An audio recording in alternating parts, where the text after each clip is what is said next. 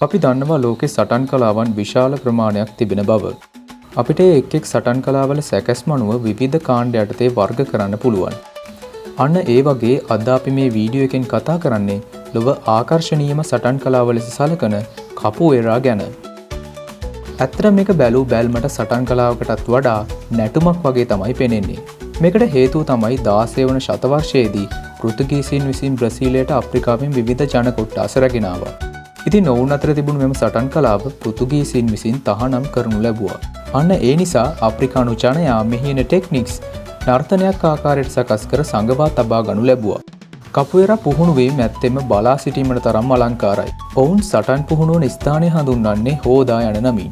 මෙතනදී සිද්ධ වෙන්නේ සංගීතය වාදනය කරමින් වටේ ඉන්න පිරිස ගීත ගායනා කරමින් මැද සිටින සටන්කරුවන් දෙදෙනා දිරිමත් කිරීමයි. කපුවෙරා වල තිබෙන ප්‍රධානම ස්ටාන්ස් එක තමයි ජින්ගා කියලා කියන්නේ. මෙතනදී සිද්ධ වෙන්නේ ඔබගේ අත් මේ ආකාරයට හසුරුවමින් පාදයක් පස්සට තබන ගමන් අනෙක් පසට මාරු වීම. මේ ස්ටාන්ස් එක තුලින් විශේෂයෙන්ම ප්‍රතිවාදියාගේ ටයිමින් බ්‍රේක් කරන්න පුළුවන් වගේම ඔහු නොසිතන වෙලාවක පහර දීම සිද්ධ කරන්න පුළුවන්. කපුවෙරා කියලා කියන්නේ පා පහරවල් වලින් නිර්මාණය වුණු සටන් කලාවක්. ඒක නිසා කිසිදු අත්පහරක් අපිට මෙහිදී බලා ගන්න ලැබෙන්නේ නැහැ. කපුවෙරා කික්ස් ගැන කතා කරොතින් පළවෙනි එක තමයි මෙයා ලුවාචි කම්පාසෝ කියලා කියන්නේ. මෙතනදී ඔයාගේ අත් බිමට තබලා එක් කකුලක් මේ ආකාරයට කරකවමින් තමයි මේ පහර එල්ල කරන්නේ. කපුවෙරා වල ශක්තිමත්ම සහ ලොං රේන්ජ් කික් එකක් විදිහට අපිට මේක හඳුන්වන්න පුළුවන්. අනිත් කික් එක තමයි ආර්මාදා කියලා කියන්නේ. මේකෙදි වෙන්නේ ඔයාගේ ශරීරයේ අංශක 360ක් පමණ කරකවමින් මේ ආකාරයට පාදය හසුරුවීම තුලින්ය. කරාතේ වල එන ස්පිනින් හුක් කික් එකට සමාන පහරක් විදියට මේ හඳුන්වන්නත් පුළුවන්. විශේෂයෙන්ම මේ පහර එල්ල කරන්න ඔයාට හොඳ බැලන්ස් කන්ට්‍රෝල් එකක් තියෙන්න ඕන. ඉතින් මෙන්න මේ වගේ කපුවෙරා වල ආකර්ශනීය වගේම ලොකු ඩැමේජ් එකක් කරන්න පුළුවන් කික්ස් විශාල සංඛ්‍යාවක් තියෙනවා. මේ කික්ස් විශේෂයෙන්ම මා කලින් සඳහන් කරපු සංගීත රිද්මයත් සමග තමයි හසුරුවන්නේ.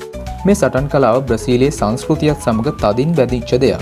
මේ හැදෑරීමෙන් අත්වන ශාරීරික වාසි ගැන කතා කරොතින් ෆ්ලෙක්සිබිලිටි, පාදවල ශක්තිය, ඔයාගේ කාඩියෝ පැත්ත, බැලන්ස් කන්ට්‍රෝල් වගේ දේවල් වැඩි වෙනවා. ඒ කියන්නේ මේක තනිකරම ෆුල් බොඩි වර්ක්අවුට් එකක්. ඒ වගේම තමයි ඔයාගේ පෞරුෂත්වය, ක්‍රියේටිවිටි වගේ දේවලුත් මේ හරහා වර්ධනය වෙනවා. අවසාන වශයෙන් කපුවෙරා සටන් කලාව තනිව ගත්තොතින් නවීන ලෝකයේ තරම් ප්‍රායෝගික සටන් කලාවක් විදිහට සැලකෙන්නේ නැහැ. අන්න ඒ නිසා මේකේ හොඳම අවුට්පුට් එක ගන්න නම් තවත් සටන් කලාවක් සමග මේක මික්ස් කරලා ඉගෙන ගන්න වෙනවා. හොඳයි, එහෙනම් අද අපි කතා කළේ වර්තමාන ලෝකයේ ආකර්ශනීයම සටන් කලාව ලෙස හඳුන්වන කපුවෙරා ගැන. මතකතුව මේ වගේ වීඩියෝස් බලන්න අනිවාර්යෙන් අපිව සබ්ස්ක්‍රයිබ් කරලා තියාගන්න. එහෙනම් තවත් මෙවැනිම සටන්කාමී වීඩියෝවක් තුලින් නැවත හමු වෙනතුරු ඔබට සුබ දවසක්.